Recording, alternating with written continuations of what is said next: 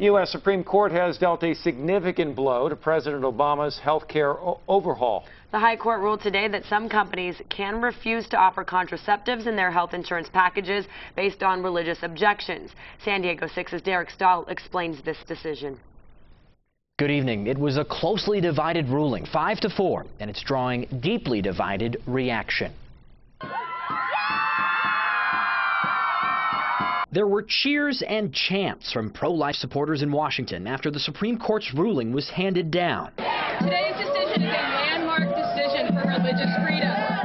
The case pitted the White House against Hobby Lobby. Justices ruled the privately held retailer cannot be required to follow an Obamacare mandate to provide certain forms of contraception, like Plan B, known as the morning after pill, which the company's owners view as tantamount to abortion. Legal expert Professor Glenn Smith says the majority decided private corporations held by just a few people can have religious rights. Yeah, although the court tried to put language in there saying this doesn't mean people can discriminate in employment, employment matters, and it doesn't mean this, and we're not saying this. It certainly opened the door. A door that religious rights advocates hope will lead to more exemptions for religious nonprofits and universities.